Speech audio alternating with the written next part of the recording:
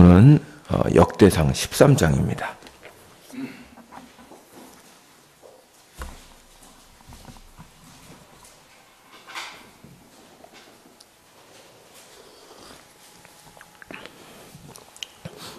역대상 13장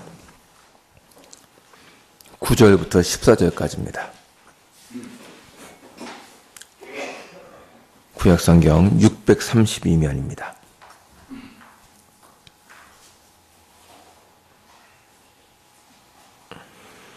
역대상 13장 9절부터 14절까지를 한 절씩 교독하도록 하겠습니다. 제가 먼저 읽겠습니다. 기돈의 타작마당에 이르러서는 소들이 뛴으로 웃사가 손을 펴서 궤를 붙들었더니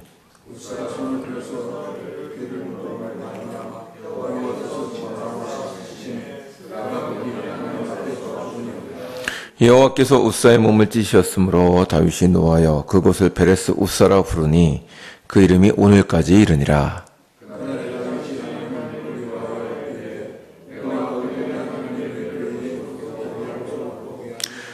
다윗이 궤를 옮겨 자기가 있는 다윗성으로 메어들이지 못하고 그 대신 가드 사람 오베데돔의 집으로 메어가니라. 하나님의 궤가 오베데돔의 집에서 그의 가족과 함께 석 달을 있으니라. 여호와께서 오베데돔의 집과 그의 모든 소유에 복을 내리셨더라. 아멘. 어저께 본 역대상 12장에는 다윗의 대관식이 기록되어 있습니다. 12지파 모든 이스라엘 백성들이 즐겁게 모여서 다윗을 왕으로 삼은 것을 묘사해 놓았습니다. 그 다음부터 13장부터 이제 주일까지 살펴볼 16장까지는 월요일까지군요. 다음 주 월요일까지 살펴볼 16장까지는 다윗이 언약궤를 다윗성으로 옮겨온 역사를 기록해 놓고 있습니다. 그러면 지금 언약궤가 어디에 있었는데 그러한 것인가? 지금 언약궤는 베냐민 지파의 한 성읍인 기럇 여아림에 있었습니다. 사무엘상 4장에 따르면 원래 언약궤는 실로에 있었으나 블레셋과의 전쟁을 통하여 언약궤를 블레셋에게 빼앗기게 됩니다. 그러나 블레셋은 언약궤를 붙잡아 놓지 못합니다. 연이어 일어나는 하나님의 기적과 재앙으로 인해서 이스라엘에게 언약궤를 돌려보냈고 이 언약궤는 암소가 끄는 술에 실려서 벳세메스로 돌아오게 됩니다.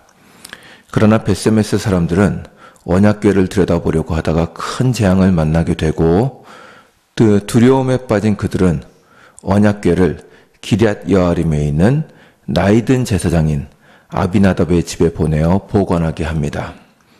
이로부터 언약궤는 기럇 여아림에서 거의 한 돌아올 때까지 100여 년간을 머물게 됩니다. 그리고 이제 다윗은 언약궤를 다윗성에 모셔오려고 하는 것입니다. 그것이 오늘 볼 13장부터 나오게 되는 내용입니다. 13장의 내용은 다음과 같습니다. 다윗이 이스라엘의 지휘관들을 모아놓고 언약궤를 옮겨오는 것에 대해서 상의하는 것으로 본문을 시작합니다.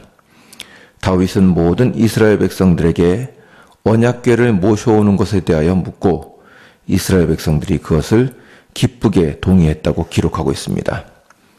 그리고 다윗이 언약궤를 모셔오려는 이유도 기록되어 있는데 3절에 보면 그 이유가 나와 있습니다. 한번 보시죠. 13장 3절입니다. 3절과 4절까지 한번 읽겠습니다. 시작. 우리가 우리의 하나님의 궤를 옮겨오자 사올 때에는 우리가 궤 앞에서 묻지 아니하였느니라 하며 무 백성의 이 일을 좋게 여김으로 온 회종이 그대로 행하겠다 한지라. 아멘. 여기 보시면 이제 그가 언약궤를 통하여 하나님께 묻기 위한 것이라고 되어 있습니다. 다윗의 전 왕인 사울왕은 언약궤를 기럇 여아림에 그냥 두었는데 그것이 하나님께 묻지 않기 위한 것이라고 여기에서 말하고 있습니다. 이스라엘의 지휘관부터 모든 백성들까지 동의를 얻어낸 다윗은 백성들을 모아서 언약궤를 메어오기 위하여 기럇 여아림으로 올라갔습니다. 그것이 5절부터 6절까지 기록되어 있습니다.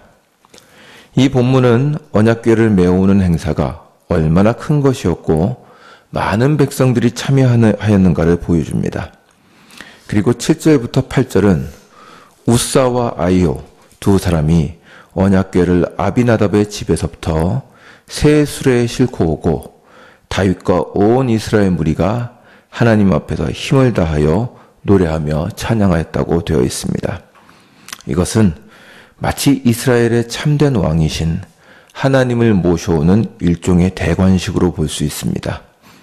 그 앞에서는 다윗조차도 하나의 백성일 뿐입니다. 다윗은 백성들과 함께 춤을 추며 오시는 왕이신 하나님을 맞습니다.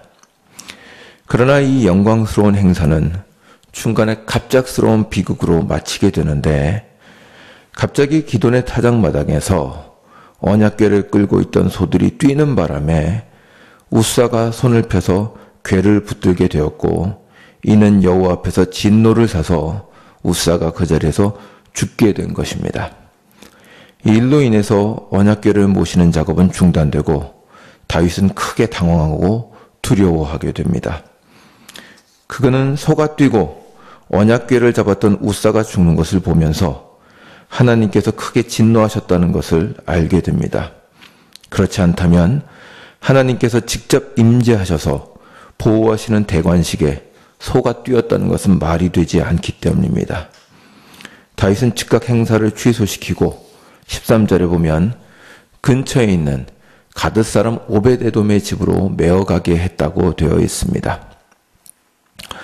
왜 하필이면 가드 사람 오벳에돔의 집일까요? 그건 잘 기록이 나와 있지 않습니다. 그러나 이렇게 얼핏 보면 이스라엘 사람 집에 두지 않고 이방인의 집에 이 무서운 언약궤를 갖다 놓은 것처럼 보입니다. 마치 언약궤가 더 내릴 수도 있는 징벌을 이방인에게 돌리려는 것처럼 보입니다. 그러나 본문은 이 언약궤가 오벳에돔의 집에 갔을 때 뜻밖의 결과를 보여주고 있습니다. 오늘 읽어보신 바대로 언약궤가 석 달 동안 오벳에돔의 집에 있으면서 그의 모든 소유에 복을 내리셨다고 되어 있습니다.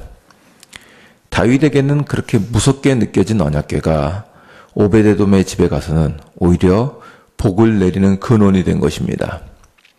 이 본문은 하나님을 그렇게 사랑하여 고난을 견뎠던 다윗에게조차도 아직 하나님에 대해서 더 많은 것을 알아가야 했으며 그가 신앙 안에서 더 자라야 했다는 것을 보여줍니다.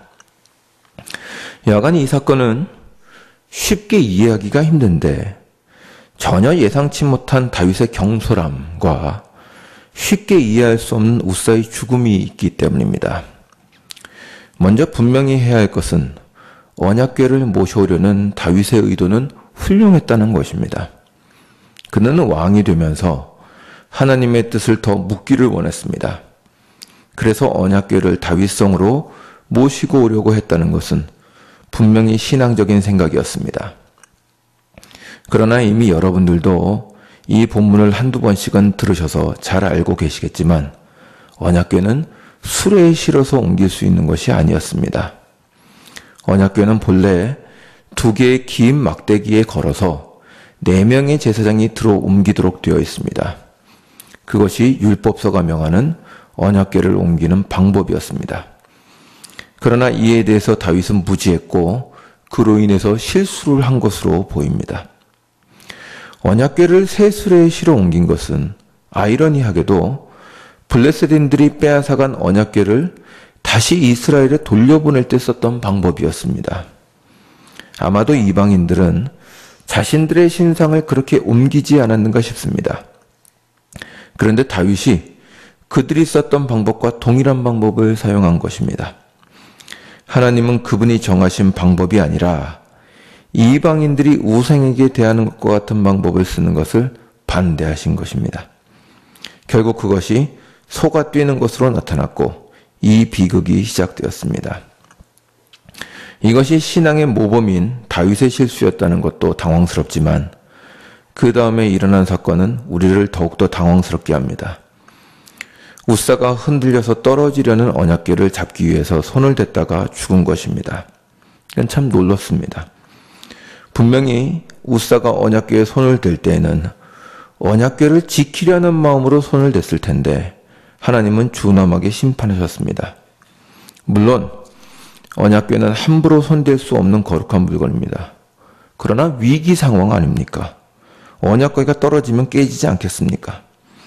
그러나 하나님은 그러한 우사를 용서하지 않고 치셨습니다. 왜 그러셨을까요? 여기에 대한 전통적인 해석은 우사가 하나님의 거룩에 대해서 너무 경솔하게 생각했다는 것입니다. 다시 말하면 하나님은 엄위하신 분이고 사람이 가까이 할 수 없는 분임에도 불구하고 우사는 마치 자신이 하나님의 언약궤를 보호하는 사람처럼 행동했다는 것입니다. 이것이 우사의 실수입니다. 그는 좋은 마음에 그랬을지 모릅니다. 그러나 그것은 하나님의 거룩을 모독하는 행위이며 마치 자신을 지키지 못하는 우상을 대하듯이 하나님을 대한 것입니다. 하나님의 것은 사람이 마음대로 할 수 있는 것이 아닙니다.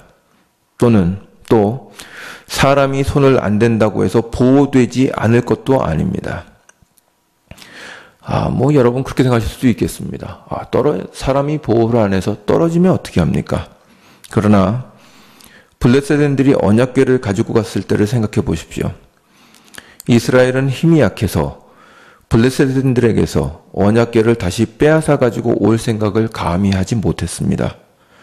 그러나 하나님은 여러 가지 기적을 통하여 그들이 스스로 알아서 언약궤를 다시 보내도록 만드실 수 있었습니다. 이것이 바로 하나님의 역사입니다. 하나님께서 힘이 없어서 사람을 쓰시는 것이 아닙니다. 하나님 홀로 하실 수 있으나 사람을 하나님의 영광에 참여하기 위하여 쓰시는 것뿐입니다. 그러나 우사는 그러한 하나님의 거룩하심과 능력을 우습게 보고 마치 자기가 하나님의 언약궤를 보호하지 않으면 하나님이 지킬 수 없는 것처럼 행동했습니다. 이것에 대해서 하나님이 진노하셨으며 그를 용서하지 않으신 것입니다. 이 시간에 이 우사의 행동에 대해서 조금 더 생각해 보셨으면 좋겠습니다. 하나님께서는 사람을 통하여 역사하십니다. 그러므로 그분은 여러 가지 사역에서 그리고 교회 일에서 사람을 들어 쓰십니다. 목사와 장로와 집사를 쓰시고 그 외에도 사역자들을 들어 쓰십니다. 그러나 하나님께서 그러한 사람들을 쓰시는 이유는 주님이 능력이 없어서 돕는 사람이 없으면 안 되니까 쓰시는 것은 아닙니다. 그것을 우리가 잘 알면서도 종종 우리 자신을 과대평가하거나 사람을 과대평가하여 하나님을 모독합니다. 그래서 그 사람이 없으면 혹은 교만하여 자신이 없으면 하나님의 일이 안 될 것처럼 행동합니다. 우리는 교회에서 혹은 사회에서 그런 일들을 종종 봅니다. 그러나 그러한 일은 없습니다. 하나님은 다윗이 아니어도 얼마든지 다른 사람을 들어 이스라엘을 통치하게 하실 수 있으며 바울이 아니어도 그분의 복음을 세상에 편만하게 하실 수 있습니다. 주님은 이 돌들로도 아브라함의 자손이 되게 하실 수 있다고 하셨습니다. 주님은 능력이 없어서 사람을 쓰지 않으십니다. 단지 그 대상이 되는 사람을 사랑하여 그로 하여금 하나님의 일에 참여하게 하는 것뿐입니다. 그래서 그 도구가 되는 사람이 하나님의 일에 참여하여 유익을 얻으며 그로 하나님의 영광에 함께하게 하시기 위한 것입니다. 그런데 사람들은 착각합니다. 내가 있어야 주의 일이 된다고 생각하는 것입니다. 바로 우사처럼 말입니다. 그는 그가 언약궤를 잡지 않는다면 하나님의 언약궤가 어떻게 될지 모른다고 생각했습니다. 그래서 하나님의 징벌을 받았습니다. 그건 하나님을 우습게 여긴 교만이기 때문입니다. 그러면 여러분은 물을 것입니다. 그렇다면 우리는 손 놓고 있어야 한다는 말입니까? 아무것도 하지 말아야 한다는 말입니까? 아니요, 그런 말은 아닙니다. 우리가 하나님과 우리의 관계를 잘 정립해야 한다는 것입니다. 하나님이 주인이시며 주권자이십니다. 그분이 세상을 끌어가시며 교회에 복을 주시고 우리 삶을 인도하십니다. 우리는 그분의 종에 불과합니다. 없어도 상관없고 있어도 좋은 게 없습니다. 은혜로 세워주신 사람입니다. 하나님께서 반드시 필요한 도구와 사람이란 없습니다. 아무것도 없는 세상에서 말씀만으로 세상을 만드신 분이지 않습니까? 그러므로 우리 자신을 겸손하게 내려놓는 일이 중요합니다. 우리는 하나님과 교회를 지키는 자가 아닙니다. 하나님이 우리를 지키시는 분이십니다. 제가 어제 이 설교를 준비하다가 어떤 주석책을 보면서 감동을 받았습니다. 그 저자는 거기에 이렇게 썼습니다. 하나님이 우사에게 기대하신 것은 그가 하나님의 손과 발이 되는 것이었다. 그러나 우사는 그렇게 하지 않았다. 그는 하나님을 소유하려는 자가 되었다. 우리가 하나님의 소유가 되어야지 하나님이 우리 소유라고 우겨서는 안 된다. 우사의 이런 행동이 마침내 하나님의 분노를 일으켰다. 하나님은 우리를 성공한 자가 되기 위해서 부르시지 않았다. 하나님은 우리 보고 신실한 자가 되라고 하신다. 참 멋진 해석입니다. 우리의 인생은 우리의 것이 아닙니다. 하나님의 것입니다. 그러므로 우리를 끌어가는 일도, 교회를 끌어가는 일도, 사회를 끌어가는 일도 그분이 하실 것입니다. 그러므로 우리는 주께서 명하시는 일을 넘어가지 않도록 조심해야 합니다. 우리는 하나님께서 하라고 하신 일을 열심히 하면 됩니다. 그리고 나머지는 하나님께 맡겨드리면 됩니다. 왜 우리 뜻대로 하나님께서 끌어가지 않으시냐고, 왜 속히 문제를 풀어주시지 않느냐고 조바심 낼 필요가 없습니다. 내 인생의 주인은 하나님이시기 때문입니다. 내 할 일에 충실하고 하나님의 은혜를 구할 뿐입니다. 더 나아가서 이런 신앙을 가진다면 우리는 우리 옆에 있는 가족, 성도들, 이웃들에게 조금 더 관대하며 인내할 수 있을 것입니다. 내 인생도 내가 책임을 못 지는데 누구 인생을 내가 책임지겠습니까? 이게 참 가끔 목사에게 어떤 주어진 짐같이 느껴지기도 합니다. 그러나 여러분이 모두 다 하나님의 손안에 있기 때문에 이 사역이 가능할 것입니다. 누구한테 어느 사람한테 자신을 맡기겠습니까? 그건 하나님의 주권입니다. 이러한 하나님을 섬기는 자로서 여러분의 인생을 사시고 이웃을 너그럽게 대하시는 성도가 되시기를 주님의 이름으로 축원합니다. 기도하시겠습니다. 주님, 은혜를 감사드립니다. 참으로 우사가 무엇을 잘못했는지 이 시간 저희들이 다시 한번 고민해 보았습니다. 그는 마치 자신이 하나님을 돌아보지 않으면 하나님의 언약궤가 깨질 것처럼 행동하여 하나님의 거룩을 함부로 대했습니다. 그것이 그의 잘못이었습니다. 주님, 우리도 이런 잘못을 범하지 않도록 주님께서 붙잡아 주시옵소서. 우리가 주님을 지키는 자가 아니요 주님이 우리를 지키시는 자이시며 우리가 주를 의지하는 자임을 알게 하여 주시옵소서. 그리하여 교회에 대하여, 우리 가정에 대하여, 그리고 지금 우리가 살고 있는 사회에 대하여 조금 더 넉넉하고 풍족하게 대할 수 있도록 우리 마음을 넓혀 주시옵소서. 주님, 우리가 가진 모든 것을 주께 올려드립니다. 주의 뜻대로 끌어가 주시옵소서. 감사드리며 예수님의 이름으로 기도드리옵나이다. 아멘. 하늘에